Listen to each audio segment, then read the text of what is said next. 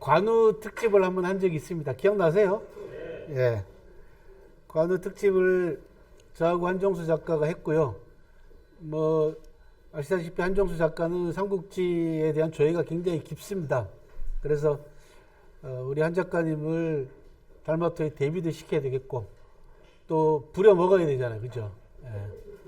학회 이사인데 부려 먹어야 되잖아요. 그래서 저는 뭐 삼국지가 전공이 아닌데도 삼국지 다큐멘터리를 4편이나 찍은 인연이 있어서 그래도 수박 겉핥기는 할 수 있을 것 같아서 작년에 관우 특집을 관우 신앙을 중심으로 해서 관우 특집을 했고 올해도 또 부려먹어야 되잖아요. 한 작가님을. 그래서 그러면 제갈량을 하자. 우리 한 작가님이 가장 존경하는 인물입니다. 사마천하고 제갈량을 가장 존경한다고 늘 평소 때 얘기를 하시니까 그러면은 제갈량을 해보자. 근데 이게 아시겠지만은 말을 먼저 꺼내면은 말을 꺼낸 사람이 항상 손해봅니다. 그죠? 그 저도 또 해야 되니까. 그래서 삼국지 다큐멘터리 때 경험을 살려서 제갈량에 관해서 여러분들한테 제갈량의 일생을 간단하게 소개를 해드리고 그 다음에 제갈량한테 이제 후세에 붙인 별칭들 비롯해서 제갈량을 상징하는 단어들이 있습니다. 예를 들면 제갈량 사당이나 삼국지 관련되어 있는 유적지가 하게 되면 이렇게 현판에 뭐 붙어 있잖아요. 글자가. 그 읽기는 하는데 뜻을 모르는 것들이 대부분이죠. 그죠? 그래서 오늘 제갈량과 관계되어 있는 현판의 글씨들을 한번 해석을 해드리고 과연 제갈량이 후대에 어떤 평가를 받고 있는가 그리고 제 강의 제목대로 역사는 왜 끊임없이 이 인물을 불러내는가 그런 문제를 한번 생각을 해보십사 하는 의미에서 시작을 해보도록 하겠습니다. 먼저 제 강의는 영상이 좀 몇 개 됩니다. 그래서 영상들을 좀 먼저 보고 시작을 하도록 할게요.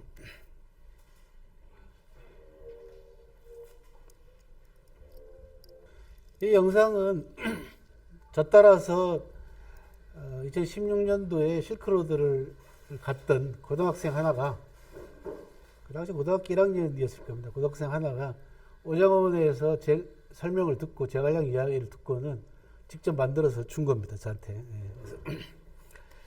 두 번째 영상은 이제 제가 삼국지 다큐멘터리에 나왔던 영상 잠깐 보시겠습니다. 삼국지 다큐멘터리 4편은 모두 다 제 유튜브에 업로드 되어 있습니다. 방송국의 허락을 맡아서 수익은 창출할 수 없습니다만 어쨌든 간에 업로드 시켜놨으니까 보시면 되겠습니다. 벌써 10년 전이네요. 저 다큐를 찍은 지가 2010년도에 찍었으니까 세월이 빠릅니다. 예. 제가 강의 때마다 늘 그런 말씀을 드립니다. 역사는 그 자체로 뒤끝이다. 이거 제 말입니다. 이거는 역사의 법정에는 공소시효가 없고 특히 현대에 와가지고 최근 들어와가지고 제가 역사를 공부하는 사람으로서 강하게 느끼는 것 중에 하나는 뭐냐 그러면 이제는 역사는 기록이 아니라 기억이다. 이런 거를 굉장히 강하게 느낍니다. 그래서 개개인 모두와 그 다음에 집단 지성의 기억이 수시로 필요할 때면 언제든지 그 사건을 또는 그 인물을 소환해서 평가하고 판단하고 단죄하는 시대가 됐습니다. 아까 잠깐 말씀드린 우리 언론의 그 지형과 환경이 이런 변화를 따라가지 못하고 여전히 정치 노름을 하고 있기 때문에 기레기 소리를 지금 듣고 있지 않습니까? 더더군다나 최근에는 뭐 기레기보다 더한 말까지 나왔더라고요. 기대기라고 하더라고요. 그죠? 이런 변화는 결과적으로 나중에 좀 이따가 말씀을 드리겠습니다만은 다음 주에 이제 제 새 책이 나옵니다. 사마천과 노블레스 오블리주라고 하는 새 책이 나오는데 그 책에서도 제가 그런 얘기를 했습니다. 한국의 보수 기득권이 결과적으로 시대적으로 도태될 수밖에 없는 가장 큰 이유 중에 하나는 학습 능력 부족이다. 공부 안 한다라는 겁니다. 정말 그쪽 동네 보면은 공부를 안 합니다. 특히 인문학 공부라는 거는 아예 뭐 담쌓고 사는 쪽이고, 그리고 이번에 총선 때문에 제가 저쪽에 뭐 소위 우익이라고 하는 그 보수단체들의 유튜브들을 봤더니 거기도 공부라고는 공부의 흔적이라고는 정말 찾아보기 힘들 만큼 메말라 있더라고요. 그래서 궁극적으로 공부라는 거는 인문학적 소양이라는 거는 이 시대를 내가 어떻게 살아야 되는가에 대한 진지한 고민으로 이어지지 않습니까? 그래서 앞으로 한국 사회를 이끌어갈 주도 세력은 노블레스 오블리주를 실천하는 세력만이 한국 사회를 주도할 수 있다라고 하는 결론을 얻었고, 결국은 그 결론을 얻기까지 결국 사마천이 평생을 남겨놓은 고귀한 정신이 노블레스 오블리주다라고 하는 결론하에서 그렇게 말씀을 드렸고, 오늘 소개해드리는 이 인물도 딱 거기에 부합하는 인물입니다. 예. 평생을 노블레스 오블리주로 산 사람이죠. 그죠? 먼저 제갈량의 생애부터 간단하게 살펴보도록 하겠습니다. 참고로 제갈량은 181년에 태어나서 234 외우기 좋죠. 그죠? 234년에 세상을 떠났는데 54세고요. 아까 처음 본 아마추어 영상은 뭐 25 세상 나왔다고 얘기를 하는데 그게 아니고요. 정확하게 27년으로 나눠집니다. 전반부 27년과 유비를 만나가지고 세상을 떠나기까지 27년으로 딱 나눠집니다. 이 사람 생애가 재밌게도 공교롭게도 그런 우연의 일치가 있습니다. 관련 인물들의 생물 연도를 비교를 해보면 조조는 아버지 뻘입니다. 제갈량의 27세 연상. 유비도 뭐 거의 아버지 뻘이죠. 20세 연상. 송건은 한 살 아래. 사실은 송건의 형이 있는 손책이 일찍 죽었기 때문에 송건하고는 나이 차이가 날 수밖에 없죠. 실제로 손책이 오래 살았으면은 저쪽 위에 있는 사람들하고 같은 연령대 뻘일 겁니다. 관우, 장비, 태어난 해를 알 수가 없기 때문에 나이 비교는 안 됩니다만 거의 비슷한 연령대를 이제 추정을 하고 있고요. 방통 2살, 주유 6살, 사마위 2살, 사마휘 8살, 전부 다 제갈량의 연상들입니다. 그리고 삼국은 뭐 짧습니다. 221년 위나라 40년도 못 버티고 끝났고, 청나라도 45년 버텼고, 오나라가 그나마 뭐 한 60년 좀 안 되게 그죠 버텼을 뿐이지, 삼국시대라는 거는 수명만 놓고 보면은 불과 50년 반올림 위아래로 반올림해서 딱 반세기 동안 벌어졌던 일이죠. 그죠? 근데 이것이 아시다시피 오랜 세월 동안 이들의 무용담과 이들의 언행들이 민중들의 입을 통해 가지고 계속 전성되고 구술되고, 이 자료들을 나간중이라는 사람이 다 모아서 소설로 만들어 내므로써 새롭게 그죠 재탄생한 시대입니다. 사실은 이 삼국 시대는 위진남북조라고 하는 중국 역사상 가장 긴 분열기로 가는 딱 거점입니다. 그 시기에. 그래서 소설이 아니었으면은 그냥 역사책에서 한 줄 그냥 언급하고 넘어갈 그런 시기인데, 소설책이 살려놓은 시대입니다. 여기가. 그리고 그 소설책 덕분에 인물들이 부활하는 거죠. 그 중에서 신으로 떠받들어진 인물은 저희가 작년에 특집을 했던 관우 같은 인물은 거의 신으로 떠받들어졌고, 그 다음에 제갈량 같은 경우는 충절의 대명사로서 시대가 어려울 때마다 항상 수완되는 그런 인물이 됐습니다. 181년 동안시대의 말기입니다. 영제 때 태어난 인물입니다. 낭야군 양도현이라는 곳인데 오늘날 산동성 임기시 기남현에 해당됩니다.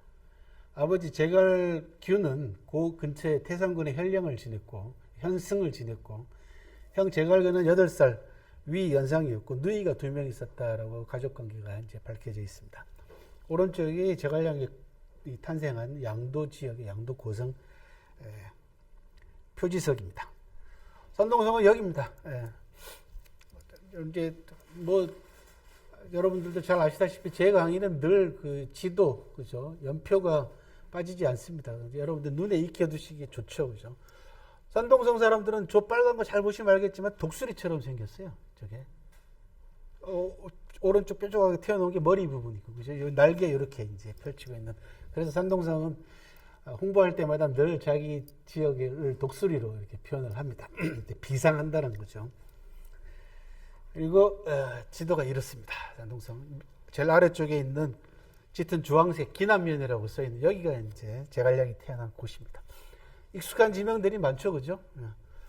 저기 위해, 연태, 그 밑에 청도, 그죠? 봉래, 뭐 태산, 곡부, 역산 이거 다 역사적으로 유명한 곳이고, 제가 역사적으로 유명한 것들만 몇 군데 표시했습니다. 저기 증묵이라든지, 그 다음에 요 밑에 있는 거현 같은 경우는 사기에 나오는 아주 유명한 지명입니다. 그 다음에 곡부는 공자님 고향이고요. 그죠? 견성, 요성, 그 다음에 치박, 임치는 춘추시대 때 제나라 수도 지역에 해당되고요. 광요, 해미는 유명한 손자병법, 손무의 고향이라고 서로 지금 싸우고 있는 그런 곳이기도 합니다. 아래쪽 기남이 제갈량이 태어난 곳입니다. 4살 때인 184년에 교과서에도 나오는 황건적이, 우리는 옛날에 황건적의 난 이렇게 배웠어요. 지금은 중국은 황건기이라고 부릅니다. 장각이라는 사람이 태평도를 창건을 해가지고 자기 스스로를 대현양사다라고 자칭을 하면서 부족으로 병을 치료하러 다닙니다. 사이비 의사 노릇을 한 거죠, 쉽게 얘기하면은. 그런데 시대가 하도 난세가 되다 보니까 백성들이 먹고 살기 힘이 들다 보니까 저런 미신에 이제 빠지는 거죠. 그래서 10년 만에 무려 수십만 명의 신도를 거느리는 아주 강력한 세력으로 부상을 합니다.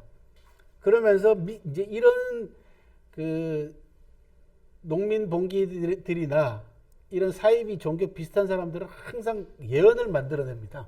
우리 저기 기독교에서 얘기하는 하늘나라 간다는 거죠. 휴거 이런 거 만들어내듯이 갑자년이 되면은 대기라다. 그때가 되면은 창천은 죽고, 그죠? 푸른 하늘은 죽고, 이거는 이제 한나라를 얘기합니다. 그 다음에 황천이 들어선다. 그런 뜻이에요. 황천은 여기 태평도의 기본 색깔입니다. 누런 색깔이죠. 그렇게 해서 3월 초에 갑자년에 3월 초에 봉기 계획을 세웠는데 여기 사전에 봉기 계획이 누설됩니다. 그래서 앞당겨 가지고 2월 달에 봉기를 합니다. 앞당겨지긴 했습니다만 전국적인 규모로 휩습니다. 황건기가. 근데 8월 달에 장각이 죽어버립니다. 그래서 11월 무렵에 석 달 무렵, 그러니까 약 8개월 만에 황건군들이 모두 다 괴멸되고 분산되는 그런 사건이, 큰 사건이 있었습니다. 제갈량 나이는 4살밖에 되진 않았습니다만은 아마 가장 많은 이야기를 듣고 살았을 겁니다. 제갈량이 크면서 황건기의 여세라든지 기세라든지 역량 이런 부분들, 긍정적이든 부정적이든지 간에 아마 가장 많은 이야기를 제갈량이 듣고 아마 성장을 했을 걸로 보입니다. 9살, 10살 무렵 이제 초등학교 가서 2, 3학년 될 무렵 되면은요, 영제가 사망하고 유변이 소재로 이제 즉위를 하고요. 원소가 황간 십상시를 살해합니다. 잘 아시죠? 그죠? 예. 수염 없는 것들은 모조리 다 죽여라 해서 들어가서 십상시를 살해하는 사건이 있었고, 9월 달에 동탁이 소재를 폐위시키고 헌재를 옹립합니다. 동탁이 그 당시에 강력한 세력으로 주도권을 질 수가 있었음에도 불구하고 나중에 실패하게 되는 가장 큰 원인 중에 하나는 저 황제를 죽이고 새 황제를 옹립한 겁니다. 그러니까 제왕체제 내에서 동안이 부패하고 썩긴 했습니다만 백성들 생각은 황제를 죽이는 거는 이거는 이제 반역이죠, 그죠? 그러니까 조조가 다른 사람들하고 차별되는 가장 큰 이유 중에 하나는 황제를 세워놓은 상태에서 실권을 휘둘렀다는 거죠. 황제가 있는 상태에서 얼마든지 조조는 자기가 황제가 될 수 있었지 않습니까? 그런데도 모든 그 조직이나 나라에는 이 물리력이 작용을 하는데요. 3가지 물리력이 항상 작용을 합니다. 하나는 뭐냐 그러면은 원심력이죠. 그 조직이 쇠퇴하거나 나라가 혼란스러우면 거기로부터 멀어지려고 하는 물리력이 작용을 합니다. 그 다음 새로운 리더가 들어서거나 새로운 정권이 수립이 되면 그 정권에 빨리 다가서려고 하는, 그죠? 예. 그런 힘도 또 작용을 합니다. 또 하나는 관성력이 작용합니다. 습관 들어있는 거죠. 그래서 변화를 거부하는 것은 결국 이 관성력이 작용을 합니다. 그러니까 황제를 죽인다라는 것은 백성들 입장에서는 용납이 안 되는 거죠. 동탁은 그런 관성력 같은 것을 사실 제대로 파악을 못하고 자기가 힘이 있으니까 황제를 죽이고 헌제를 옹립을 했습니다. 그리고 어느 폐허가 된 낙양을 버리고 190년, 그러니까 제갈량 나이 10살 때 장안으로 천도를 합니다. 이런 사건이 있었고요. 12살 때 사도 왕륜이 삼국지에서는 유명한 초선을 이용해가지고 여포하고를 이간질시켜서 죽였다 이게 나오죠. 미인계가 나오는데 그거는 이제 소설이고요. 사도 왕륜이 어쨌든 간에 동탁을 살해합니다.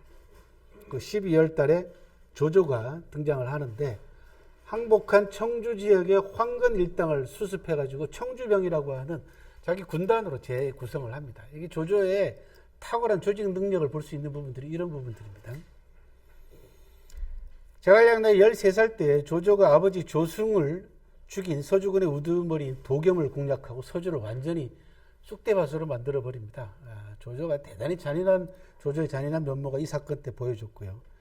요 무렵에 제갈량이, 그러니까 중학교 들어갈 나이 무렵에 제갈량이 산동을 떠나서 하남 남양으로 왔는지 호북성 양번 양양 융중으로 왔는지 이것도 지금 중국 둘이가 싸우고 있습니다. 서로 자기들이. 그러니까 우리 옛날에 홍길동 놓고 강릉하고 장성이 싸웠지 않습니까?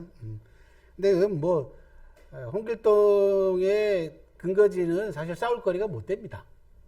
말이 안 됩니다. 그거는 혹인이라는 저자하고 관계가 있는 부분이지. 강릉 같은 경우는 홍길동의 모든 활동 기록은 전부 다 전라도에서 이루어집니다. 전라도에서. 홍길동은 실존 인물입니다. 실록에도 나옵니다. 실록에도. 잡혔는데 행방불명됩니다. 그 후에 홍길동을 어떻게 죽였다 살렸다 기록이 전혀 없습니다. 그래서 나중에 허균이 그 기록을 바탕으로 해서 율도국으로 건너가서 왕이 됐다라고 하는 아주 이상적인 마무리를 했죠. 홍길동의 활약이 어느 정도였냐 그러면은 제가 살고 있는 전남 영광에까지 와가지고 쌀을 훔쳐갑니다. 영광에 부용창회라고 해서 조창이 하나 있었어요. 그러니까 전남 지역의 곡창지대에서 쌀 같은 걸 수확하면은 조운선이라고 해서 배에다가 싣고 서울까지 올려 보내거든요. 그러면 거쳐서 보관하는 창고가 있어야 되잖아요. 그게 조창이라고 합니다. 그게 영광의 조창은 부용창이라고 이름을 불렀어요. 기록에 보면은 홍길동이 여기까지 와가지고 장성 일대에서 놀다가 여기까지 와가지고 쌀이 여기 있으니까 부용창을 털었다라고 하는 그런 기록이 남아 있습니다. 뭐 심심하게 끝났어요. 논쟁이. 논쟁할 것도 없죠. 그래서 지금 장성에 가면은 홍길동 지역 그 고향 쪽에 여러 가지가 지금 이제 다 복원이 됐거나 기념관들, 그 다음에 뭐 놀이 동산 이런 것들이 서 있고요. 말씀 나온 김에 또 하나 말씀을 드리자면은 전남 곡성이 심청축제를 해요. 심청이, 흥년 심청이. 이것도 굉장히 웃긴 겁니다. 심청이는 저기 쪽이에요. 황해도 쪽이고, 그 다음에 어디 백령도 이런 쪽 가야지 전설이 남아 있거든요. 그럼 왜 해피려면은 전남 곡성이 심청 주장을 했냐? 그 곡성 지역에 가면은 절이 하나 있습니다. 절 이름 제 생각이 안 나는데, 절에서 불교 설하고 관계되어 있는 기록이 나왔는데 그 기록이 나오는 게 심청설하고 너무 똑같아요. 관음상가 아마 그럴 겁니다. 그러니까 그 당시에 초창기 때 그러니까 20세기 1999년 이후로 2000년 무렵에 지역사회에 축제라든지 뭐 이런 것들이 막 난리가 났었어요. 그러니까 곡성이 잘 됐다 싶어가지고 교수 하나 붙여가지고 이걸 심청설화의 원형이다. 이게 우리 고장에서 발견됐으니까 심청이 우리 고장 사람이다. 해가지고 심청 축제를 한 거죠. 북쪽에서 뭐 우리 거라고 주장도 못하니까 그죠. 결국은 효도잔치로 끝났습니다. 그게 이제 지자체 단체장들은 선거 있고 하니까 그런 거 이용해가지고 어르신들 불러서 식사 대접하고 뭐 초창기 때 제가 자문위원을 한 적이 있는데 그때 제가 무슨 제안을 했냐 그러면 이 축제가 오래 가기 위해서는 전 세계적으로 동서양을 막론하고 심청설화하고 심청전하고 비슷한 내용의 동화들이나 작품들을 전부 다 개발해서 주제를 테마를 달리해서 이게 가야지 생명력이 오래 가지. 안 그러면 결과적으로 효도잔치로 끝나고 말 거다라고 제안을 했는데 뭐 지금부터 20년 전이니까 못 알아듣죠, 그죠? 중국은 여전히 싸우고 있습니다. 위에 사진은 융중이고요. 호북성 양양의 융중이고 아래 사진은 남양의 와룡강입니다. 14살 때 평원상 유비가 등장합니다. 이제는 평원상이었던 유비가 도겸을 구원하자 도겸이 유비를 예주자사로 삼았고요. 손책은 강동을 거점으로 확보를 하고 움직이기 시작했습니다. 12월 달에 도겸이 병으로 죽자 유비가 서주 목을 대리하게 됨으로써 기반을 하나씩 얻어가는 그런 과정이고요. 16, 17, 18세 때 9월 달에 16살 때 조조가 헌제를 하남성 허창입니다. 옮기고 실권을 장악합니다. 그렇게 해서 실제로 조조가 일단은 주도권을 장악을 합니다. 왜? 천자를 끼고 있으니까요. 그걸 뭐라고 하냐면 협천자 일영천하라고 합니다. 천자를 끼고 천하 제후들에게 호령한다 라는 뜻입니다. 조조의 정치적 감각이 다른 사람하고 다른 게 이런 거죠. 힘이 있다고 해야지 그 힘을 무조건 사용하는 것이 아니라 권위는 빌리는 거죠. 황제의 권위는 빌려서 내가 황제를 지켜주는 사람이다. 그리고는 모든 권력은 자기가 행사를 합니다. 그리고 1월달 197년 제갈량 나이 17살 때 원술이 황제를 칭했고요. 198년 제갈량 나이 18살 때 여포가 죽습니다.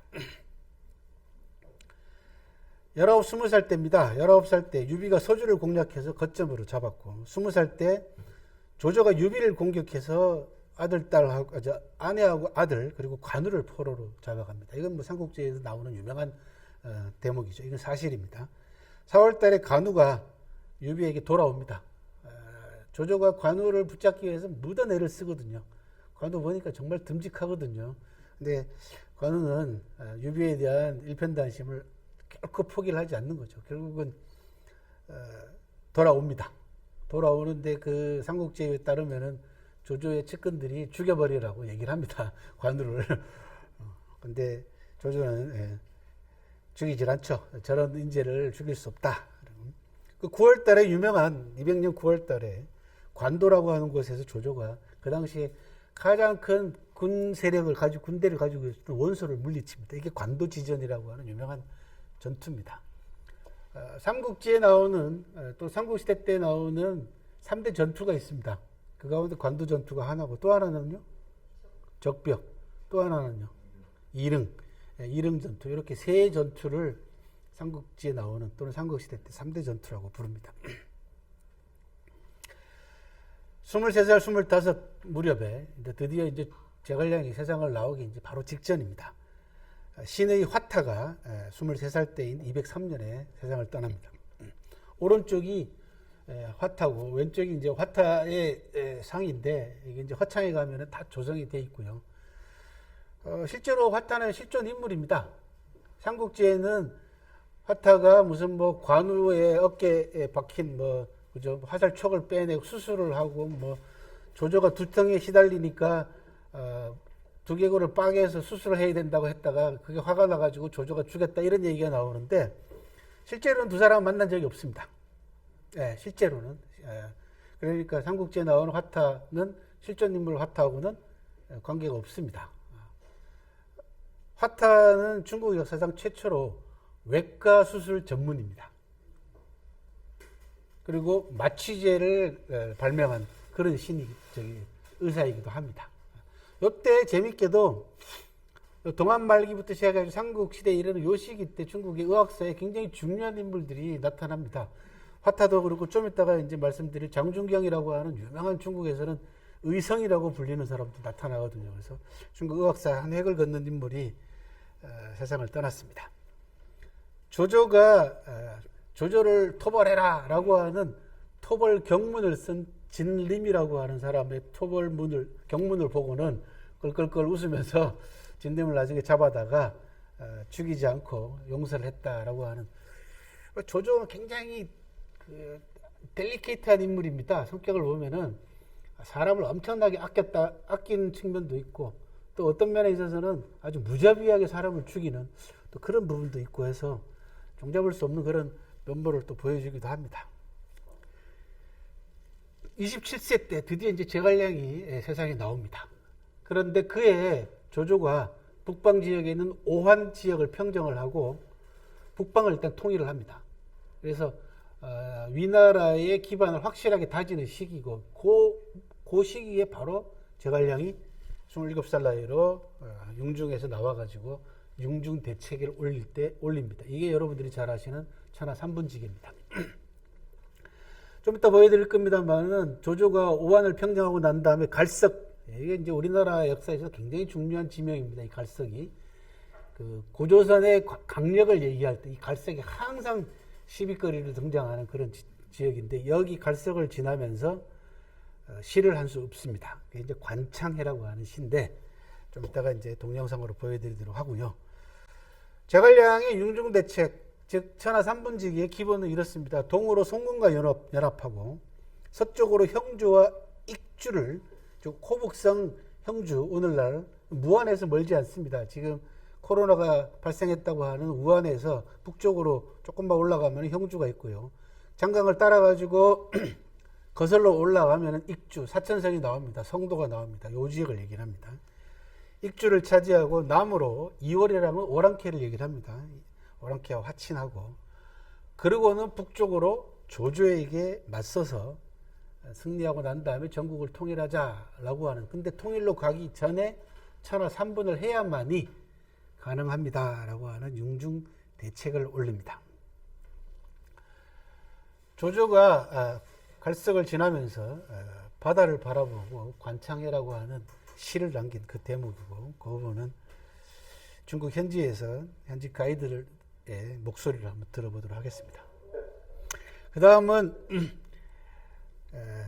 유비가 조조를 만난 대목에 관한 전문가의, 제가 이제 이분은 한중이라고 하는 사기에서도 굉장히 중요한 지역이고요. 한중은 그 다음에 삼국지에서도 이 지역이 대단히 중요합니다. 한중 지역은 나중에 제갈량이 위나라를 정벌하고 북벌에 나서기 위해서는 꼭 여기를 돌파를 해야 됩니다. 한중이라는 지역을, 즉 사천성에서, 여기는 섬서성이긴 합니다만은 요 한중을 뚫어야만이 관중 지역으로, 중국 중원 지역으로 나갈 수 있는 굉장히 중요한 요충 지역입니다.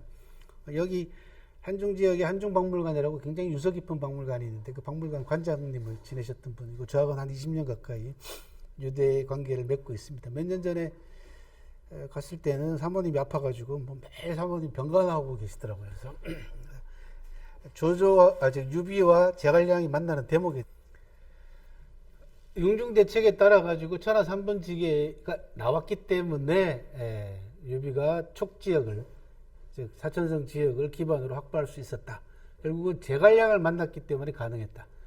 도운결의를 통해서는 무장 두 사람을 얻었지만은 지략가는 얻지 못했지만, 요해에 제갈량 27에 한창 나이인 제갈량을 얻음으로 해서, 그래서 유비가 나중에 그렇게 얘기합니다. 제갈량과 자기 자신의 관계를 수어지교라고 하죠. 그죠? 물과 물고기의 관계다라고 하는 아주 유명한 말도 합니다.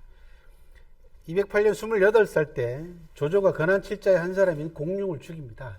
이게 조조의 일생 가운데 저는 가장 안타까운 대목인데, 공룡은 뭐 그 당시 알아주는 인재이자 천재였습니다. 근데 공룡만 죽인 게 아니고 식구들을 다 죽여버립니다, 조조가. 그래서 왜 이렇게 잔인하게 한 가족을 몰살시켰는가에 대해서는 아직도 말들이 많습니다만, 그런 사건이 있었고요. 유표가 죽고 조조가 형주의 군대를 주둔을 시킴으로써 오나라를 공략하려고 내려옵니다. 그해 10월 달에 적백대전이 발발을 합니다. 잘 아시다시피 삼국지에도 유명한 장면이죠. 제갈량이 오나라로 건너가서 오나라 여러 사람들하고 설전을 벌여서 결국은 설득을 함으로써 초고 동맹이 맺어지는 그런 과정이었고요. 그리고 적백대전을 승리를 거두고 난 다음에 12월 달에 유비가 형주 사군을 돌며 형주를 평정하고 제갈량을 군사 중랑장에 임명을 합니다. 여기가 이제 적백대전이 일어났던 지역입니다.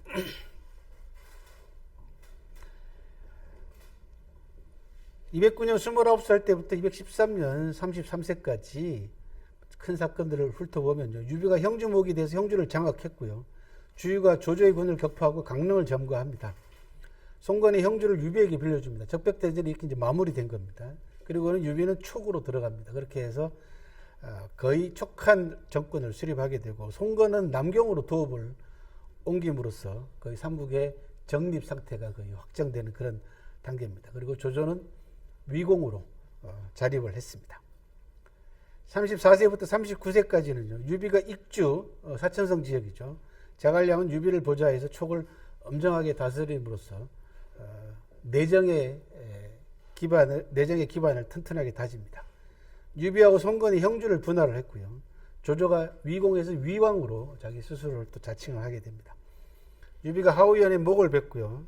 219년에 관우가 번성해서 조조의 군을 대파했다가 12월에 맥성에서 관우가 패배합니다. 관우의 자만심 때문에 패배한 걸로 현재 보고 있는데, 그래서 포로로 잡혔다가 목이 잘리죠. 이거 오나라에 가지고 패한 겁니다. 조조한테 패한 게 아니고. 그렇게 해서 관우의 목을 조조가 있는 낙양으로 보냅니다. 그래서 낙양에 가면 관림이라고 해서 관우의 목을 묻어놓은 무덤이 따로 있고요. 당량이라고 하는 곳에 관우의 무덤이 또 하나 있습니다. 상황을 보니까 송건이 안 되겠다 싶으니까 송건이 자기 자신의 몸을 납작하게 엎드려서 조조에게 신하로 자칭을 합니다. 그리고 아까 말씀드린 대로 또 하나의 의사가 세상을 떠납니다. 의학계의 성인으로 불리는 의성 장준경이 이에 사망을 했고요. 그 다음에 여몽도 이에 병으로 일찍 세상을 떠납니다.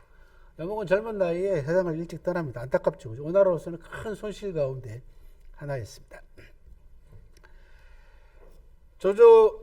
제갈량이 이제 40살로 넘어들어서면서 40세 때 조조가 사망을 합니다. 그리고 그 아들 조비가 이제 황제로 칭하죠. 그렇게 해서 한나라는 완전히 끝난 겁니다. 이제. 그리고 송건은 무창으로 이제 천도합니다. 이게 무한입니다. 지금의. 5월달에 장비가 피살당하자 관우하고 장비를 모두 잃은 유비가 무리하게 전군을 일으켜서 총공격을 합니다. 오나라를. 그리고 일릉이라는 곳에서 화공전에 당해가지고 결국은 일릉전에 대패하고 도망 오다가 백제성이라는 곳에서 세상을 떠납니다. 유비가. 그리고 8월 달에는 송건이 위나라에 항복을 청했고요. 아까 말씀드린 대로 이듬해인 제갈량 나이 43살. 제갈량은 이때 이제 종군하지 않았습니다. 청나라 남아가지고 사천성에 남아서 내정을 돌보고 있었죠. 그죠? 3월 달에 유비가 백제성에서 유비 탁고, 유비가 여기 이제 제갈량은 성도에 있다가 일릉에서 유비가 패한 다음에 백제성으로 와서 머무르고 이궁에 머무르고 있을 때 송도에서 백제성으로 옵니다. 병이 위중하니까 유비가. 그러자 유비가 제갈량에게 어린 아들 유선을 맡기면서, 아두라고 하죠. 그죠? 유선의 별명이 아두입니다. 아두라고 하는데, 우리나라 보면 경상도 분들은 아시죠? 그죠? 아이고 두야, 아이고 두야, 그런 얘기 하잖아요. 그죠? 그 아두가 이 아두입니다. 예. 여기서 나왔습니다. 예. 어린 유선을 맡기면서 당신이 승상이 보고 얘가 쓸만하면은 보살펴 주고, 안 되겠다 싶으면은 네가 그냥 황제 해라. 그렇게 얘기를 합니다. 근데 이거는 그죠? 예, 다분히 위선적이죠. 그죠? 제갈량이 어떤 사람인지 너무너무 잘 알기 때문에 하는 소리죠. 그죠? 그만큼 너에 대한 신뢰가 깊다, 너를 인정한다라는 그런 의미이긴 한데, 자칫 잘못하면 아주 큰일 날 소리죠. 그죠? 5월 달에 어린 아들 아두가 계승을 합니다. 황제 자리를. 후주라고 되게 부릅니다. 왼쪽이 백제성이고요. 오른쪽이 백제성 내에 전시관에 전시되어 있는 유비 탁고 장면입니다. 유비가 어린 아들을 부탁한다. 제갈량이 부탁하는 장면이에요. 백제성이 있는 위치가 아주 절경입니다. 그 장강을 따라서 충칭에서 배를 타고 쭉 내려오다 보면은 장강 삼협을 거치지 않습니까? 장강 삼협은 세계 협곡을 거칩니다. 협곡을 거치는데 그 가운데 구당협이라는 데가 있습니다. 구당협. 그리고 이 구당협은 물길이 두 개로 갈라지는데 저 오른쪽에 보이는 저쪽의 문이 기문이라고 해가지고, 기자는 전설 속에 나오는 괴수 모양, 괴수 기자입니다. 그래서 굉장히 기이하죠. 그래가지고 장강 내에서는 절경으로 꼽히는 곳에 백제성이 위치를 하고 있습니다. 지금은 장강은 사실은 경치가 많이 손색이 갔어요. 왜 그러냐면 수면이 100m나 높아졌거든요. 삼협당 때문에. 그러니까 계곡, 옛날에 제가 초창기 때 다닐 때는 제가 2001년도인가 2000년도에 처음으로 장강 코스를 개발을 했습니다. 삼국지하고 해서 개인적으로 다녔는데, 그때는 물이 저 100m 아래로 가 있었기 때문에 협곡이 다 드러나잖아요. 그죠? 그리고는 그 이후로 뭐 한 네다섯 차례 더 갔는데 한 2, 3년 전에 갔을 때는 이게 뭐 옛날 맛이 안 나는 거예요. 에이, 이 물이 100m 위로 올라가 있으니까 경치는 많이 손색이 가 있습니다. 그래도 처음 가시는 분들은 가볼만 합니다. 45세 이후로 일어난 사건입니다. 45살 때 7월 달에 잘 아시다시피 남방을 정벌하죠. 그죠? 7종 7금 맹획하고 관계되어 있는 유명한 사자성어가 7번 잡았다가 7번 놔준다라고 아시죠? 그죠? 그게 있었고 46살 때 위문제인 조비가 또 죽습니다. 그리고 오나라가 그 틈에 강화를 공격했고요. 47살 때 한중으로 출병을 합니다. 이제 북벌에 나서기 시작을 한 거죠. 제갈량 나이 47살 때. 이때 유명한 출사표를 쓰고 출병을 합니다. 12월에 사마이가 맹달을 공격을 했다는 사건이 있고요. 48세부터 50세까지 48세 정월에 제갈량이 이제 아까 한중으로 출병을 했지 않습니까? 1월 달에 위나라를 공격을 합니다. 이때 일어난 사건이 여러분들 잘 아시는 읍참마속입니다. 마속한테 가정이라고 하는 곳을 잘 지키라고 싸우지 말고 잘 지키라고 했다가 마속이 결국은 섣불리 공격하다가 가정을 잃게 되죠. 그죠? 그래서 눈물을 흘리면서 마속의 목을 베죠. 그게 읍참마속입니다. 그리고 강류라고 하는 장수가 투항을 해옵니다. 그리고 12월 달에 2차 북벌이 이루어졌고 공선연애라는 사람이 공선씨가 요동 지역에서 이제 자립을 합니다. 위나라가 이제 통제권이 약화되다 보니까 북방 지역에 요동 지역에 공선씨가 독립된 세력으로 자립을 합니다. 근데 이 공선씨 세력은 고구려하고도 관계가 있습니다. 나중에 이제 보면은 다음 해인가 보면은 사마의가 공선연을 공격을 합니다. 그때 고구려가 위나라를 도와줍니다. 이때 사마의는 위나라에 있었거든요. 그리고는 위나라로부터 고구려가 인정을 받죠. 위나라를 도와줬으니까. 그리고는 잠깐 요동 지역이 비어있는 상태에서 고구려가 서안평 지역을 공격해가지고 땅을 빼앗아버립니다. 요동 지역을. 그렇게 해서 위나라가 화가 나가지고 고구려를 공격한 사건이 잘 아시는 광구검이 침략해온 사건입니다. 동천왕 때인가 아마 그렇죠. 그죠? 예. 거기에 이제 여러분들이 교과서에서 배우실 때 광구검이 쳐들어왔을 때 거의 고구려가 멸망 직전에 갔을 때 미루하고 유주인가요? 그죠? 예, 이 두 사람이 첩자 노릇을 해가지고 결국 자기 목숨을 바쳐서 위나라의 침략군을 물리쳤다라고 하는 그 기록이 삼국사에 나옵니다. 그래서 이 공선씨는 고구려하고도 관계가 있습니다. 49세 때 봄에 3차 북벌이 이루어집니다. 이때 후주 유선은요, 제갈량을 이제 승상에 임명함으로써 절대 신임을 보여줬고요. 4월 달에 송건이 황제를 칭했고요. 제일 늦게 황제를 칭한 겁니다. 6월 달에 초고 동맹이, 2차 초고 동맹이 성립이 됐습니다. 8월 달에 제갈량이 송고 지역에, 이것도 섬서성 지역입니다. 한중하고 가까운 지역입니다. 주둔을 했고, 세상을 떠나기 전엔 51세, 52세, 53세 때, 일단 51세 때 4차 북벌에 나섭니다. 그리고 아까 말씀드린 대로 위나라가 1차로 공선전을 토벌해줘. 이때 이제 사마이가 공격을 했고요. 조조의 아들인 조식이 이때 사망을 합니다. 그리고 제갈량이 53세 때 식량 운반 등을 위한 모구와 유마를 제작했다라고 하는 그런 기록이 남아 있습니다. 여기 왼쪽 사진은 제갈량이 모구 유마를 제작했다라고 하는 모구 유마 제작처입니다. 그리고 오른쪽 위는 백제상에 남아있는 모구 유마를 이용해가지고 식량을 나르는 장면을 그린 벽화고, 오른쪽은 무사에 전시되어 있는 모구 유마 모형입니다. 요즘 만든 거죠. 그죠? 그리고 234년 54세 때 제갈량이 5차 북벌에 나섰다가 오장훈 군중에서 병사합니다. 과로사입니다. 예. 다른 거 아닙니다. 과로사입니다. 예. 과로사입니다. 그리고 섬서성 면현 정군산이라는 곳에 지금 무덤이 남아 있습니다. 왼쪽이 오장원 제갈량 사당이고요. 오른쪽이 면현의 제갈량 무덤이고, 그 아래쪽이 오장원의 모습입니다. 자, 동영상 하나로 하나 더 보시겠습니다. 자, 제갈량의 북벌이 무리한 거냐 아니냐에 대해서는 뭐 말들이 많습니다. 그런데 제가 제 나름대로 생각을 해보면은 제갈량은 세 나라의 어떤 나라의 힘으로도 천하를 통일할 수 없다는 걸 알고 있었던 것 같습니다. 삼국의 정립 이후로 어떤 상황이 벌어질지까지는 예견을 못했지만은 오나라의 힘으로도 총나라의 힘으로도 위나라의 힘으로도 절대적으로 나머지 두 나라를 압도할 수 없다라는 것은 나름대로 확신하고 있었던 것 같고, 바둑으로 얘기하면은 제갈량의 북벌은 거의 옥새에 가깝다.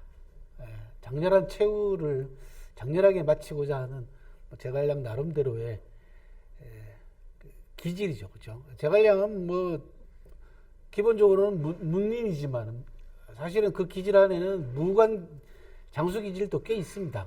그래서 늘 제갈량이 살아생전에 뭐라고 얘기를 했냐면, 나는 관중과 아기 같은 사람이 되고 싶다라고 얘기를 했거든요. 관중은 춘추시대 때 명재상이죠. 아기는 전국시대 때 명장입니다. 문무를 겸비한 그런 사람이 되고 싶다라고 얘기했으니까 제갈량 피 속에는 문무가 같이 흐르고 있는 게 아닌가라는 그런 생각이 들고, 결국은 나가지도 못하는 상황에서, 얻어가도 못하는 상황에서 제갈량의 무의 기질이 마지막으로 장렬한 옥새를 선택한 게 아닌가. 그게 무리한 북벌로 되게 역사적으로 평가를 받고 있습니다. 제갈량을 상징하는 문구들을 한번 볼게요. 아까 말씀드린 대로 백중이려라고 하는 두부가 시를 남겼는데, 백중지간 견이려, 지위약정 실소조, 이렇게 두 글을 남겼습니다. 백중은 우리가 흔히들 백중지세다 그런 얘기 하잖아요, 그죠? 또는 호각지세 그런 얘기 하잖아. 이게 큰아들하고 중간아들 그런 뜻이거든요, 원래 정확하게는. 그래서 형제 사이에서 큰아들과 작은아들 어떤 놈이 더 잘나고 누가 더 똑똑한지 모르는 걸 우리 백중지세라고 해요. 예. 그래서 형하고 아우 사이에서 이례를 본다라는 뜻이잖아요. 이례가 누구냐 그러면은 이윤과 여상을 얘기를 합니다. 강태공을 얘기를 합니다. 그러니까 중국 역사상 최고의 명재상으로 꼽히는 두 인물이 이윤과 강태공이거든요. 그래서 두 사람을 얘기를 합니다. 그래서 어느 쪽이 더 잘나는지는 모르겠지만은 제갈량에게는 이윤과 강태공의 모습이 동시에 보인다라는 그런 칭송입니다. 그 다음 지휘약정 실소조라는 건 뭐냐 그러면, 군대를 지휘하는 것은, 이게 소조는 소하고 조참을 얘기합니다. 유방을 도와가지고 천하를 통일하는데 큰 공을 세웠던 1등 공신들이거든요. 그러니까 군대로 얘기하자면은 소하고 조조가 제갈량에게 손색이 난다, 그런 얘기입니다. 제갈량이 더 낫다라는 뜻입니다, 이게. 그렇게 해서 백중이려라고 하는 네 글자가 제갈량을 나타내는 그런 글자로 정착을 했고요. 실제로 좀 이따가 보여드릴 텐데, 사당 같은 데 가면은 현판에 붙어 있는 네 글자죠. 백중이려라고 되어 있잖아요. 그러니까 여러분들이 모르고 가시면 뭐야 저건 이제, 그리고 저 글자는 어렵지 않으니까 금방 읽기는 하는데 세상에 저게 뭔 뜻이야. 그리고 오는 거죠, 그죠? 그리고 제갈량의 별칭 가운데 제일 유명한 게 이제 촉상이라고 하는 별칭이 붙게 된 것은 결국은 두보라는 시인 때문에 그렇습니다. 그러니까 두보가 제갈량에 관한 시를 여럿이 남긴 가장 큰 이유 중에 하나는, 두보는 이제 평생 그 안록산의 난 때문에 전국으로 도망 다녔거든요. 그러니까 어지러운 시대에 살았어요. 그러니까 제갈량이 소록소록 생각이 나는 거죠. 당나라가 제갈량 같은 인물이 정말로 필요하다라고 보는 거죠. 제일 유명한 시입니다. 촉상이라는 시는 중국 시 가운데에서도, 당나라 때 시인이 남겨놓은 시 가운데서도 가장 명편 가운데 하나죠, 그죠? 승상의 사당은 어디에 있나? 금관성 밖 측백나무 울창한 곳이라네. 금관성이라는 건 성도를 얘기합니다. 별칭입니다. 계단에 비친 불빛은 봄 기운 가득하고 나뭇잎 사이로 깨꼬리 울음만 공허하구나. 삼고초래로 천하삼분 계책을 세우고 온몸을 바쳐 두 임금을 섬기었네. 군사를 이끌고 출정하였지만 뜻 이루지 못하고 세상을 떠나니 길이 천하 영웅들의 눈물로 옷깃을 적시는구나. 라는 성도 무사를 염두에 두면서 그리면서 제갈량을 생각해서 쓴 시입니다. 오른쪽은 성도 무사 조감도입니다. 옛날 그림이고요. 좀 전에 말씀드린 백중이 일의 현판을 보셨고, 그 다음에는 명수 우주. 제갈량의 이름이 우주에 들이온다, 그런 뜻입니다. 예. 천하도 아니고 우주래입니다. 예. 그 다음에 정원당이죠. 그죠? 제갈량이 아들에게 남긴 편지 글 가운데 계자서라는 게 있습니다. 아들에게 남기는 글, 삼가 남기는 글이라는 계자서에 보면은 차분하게 멀리 내다봐라 라고 하는 그런 글귀가 나옵니다. 그게 고요할 정자, 차분할 정자에다 멀원자죠. 그래서 정원당이라고 하는 당도 있고요. 그 다음에 명량천고라고 하는 네 글자인데, 이건 뭐 밝을 명자에 우량할 양자, 그죠? 천고는 뭐 영원히 뭐 그런 뜻입니다. 천고에 밝고 우량하다, 이렇게 해석하면 얼마나 좋겠습니까, 그죠? 있는 그대로 해석하면 참 좋을 텐데 그게 아니야. 앞에 명자는요, 잘 보시면 나릴변이 아니고 눈목자변이가 있어요. 그죠? 밝을 명자는 맞습니다. 근데 왜 눈목자를 썼냐? 앞에 명자는 뭘 뜻하냐 그러면 군주를 뜻합니다. 그래서 영명한 군주. 그래서 모든 것을 제대로 볼 줄 아는 눈을 가지고 있는 밝은 군주. 그래서 나릴자 대신 눈목자를 갖다 붙였고요.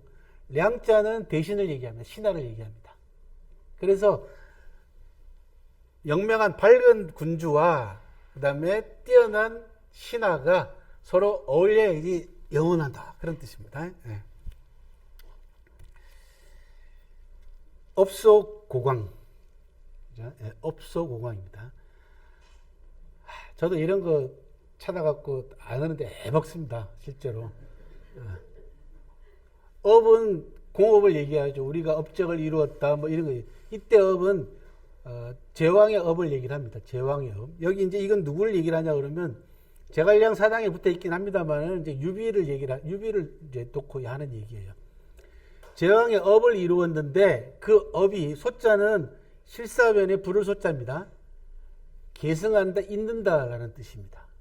그럼 누구를 계승하냐? 그럼 고자는 한나라 고조 유방이고요. 광은 후한 강무제야. 유비도 촉한이라고 해가지고 한나라 황실의 부흥을 꾀했잖아요. 그래서 한이잖아요. 한나라잖아요. 둘 다 서한의 개국 군주인 고조 유방, 그 다음에 동안을, 한나라를 부흥시킨 동안의 유수, 광무제 유수. 그렇게 해서 황제업이 고조 유방과 후한 광무제 유수를 잇는다, 계승한다 라는 뜻입니다. 예. 그 다음 신성동진, 진짜는 도달하다, 이르다 라는 뜻입니다. 제갈량의 인품과 정신세계가 신성한데 신의 경지와 성의 경지가 함께 이르렀다, 그런 뜻입니다. 그 다음에 천하기재, 뭐 이거는 굳이 설명드릴 필요가 없겠죠. 그죠? 천하의 기이할 기자입니다. 지금은 우리가 이제 기자를 쓰게 되면은 기이하다 이렇게 해서 약간 부정적인 뉘앙스가 있긴 합니다만 중국에서 그렇게 쓰지 않습니다. 기재하면은 아주 특출난 인재를 얘기를 합니다. 천하기재고요. 그 다음에 오른쪽에 있는 것은 지행고원, 그 뜻과 그 행적이 높고 멀리, 그런 뜻이고, 오른쪽은 한가 유풍이죠. 그죠? 한 왕조의 유풍, 그런 뜻입니다. 그 다음에 아까 그 오장훈의 제갈량 사당에서 보셨던 현판 가운데 하나입니다. 충관운소라는 겁니다. 제갈량의 충절이 하늘을 꿰뚫는다라는 뜻입니다. 운소는 하늘을 얘기하고요. 이건 이제 역대 왕조들이 제갈량에게 봉한 벼슬입니다. 우리 추증이라고 하죠, 그죠? 진나라 시대 때 무흥왕에 봉해졌고요. 당나라 때는 문영왕에 봉해졌고, 송나라 때는 충해 인제 현응왕, 이렇게.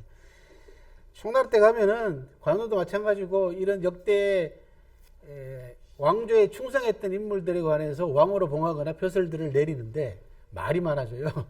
글자 수가 막 늘어납니다.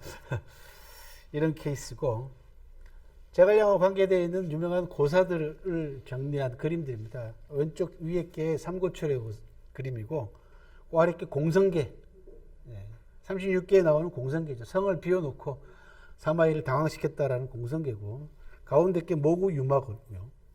오른쪽 게 오나라로 건너가서 설전군유라고 합니다. 여러 인재들과 설전을 벌였다 해서 초고 동맹을 성립시키는데 제갈량의 활약성을 나타낸 그림이고, 왼쪽은 융등대 천하 3분지교고요. 가운데는 출사표를 올리는 모습이고, 오른쪽 그림은 읍참마속 그림입니다. 자, 끝으로 제갈량의 별칭들을 좀 보도록 하겠습니다. 유명한 명인들의 별칭을 제가 한 50명 정리를 해봤는데요. 그 가운데 제갈량도 꽤 많습니다. 첫 번째, 제갈공명, 그죠? 공명이라고 하는 자로 많이 불립니다. 그리고 이 공명의 이름을 따가지고 공명등이라는 게 중국에는 있습니다. 이 안에다가 이게 얇은 우리 창호지 같은 걸로 만들어서, 등을 만들어서 불을 붙이게 되면은 이게 그 화력으로, 그죠? 공기를 밀어 올려가지고 띄워보내는, 신호를 보내는,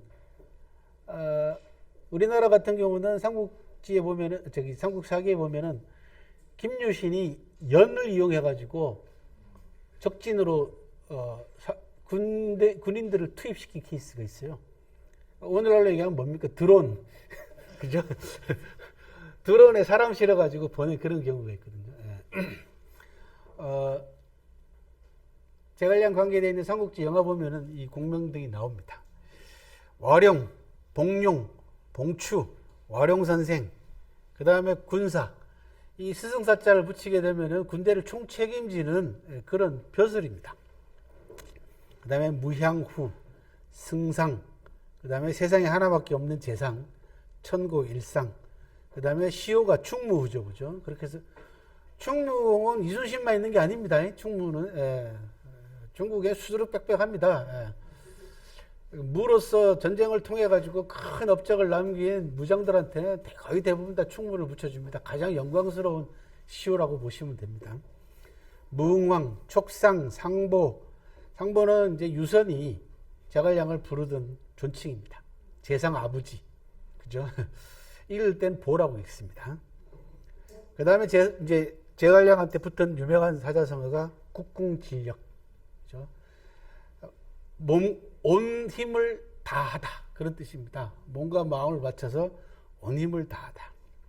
그 다음에 제가 나중에 제갈량을 평가하면서 다큐멘터리에서도 제갈량을 높이 평가하는 가장 큰 이유 중에 하나는, 저는 제갈량이 평생을 삼공의 원칙을 지키면서 살았다.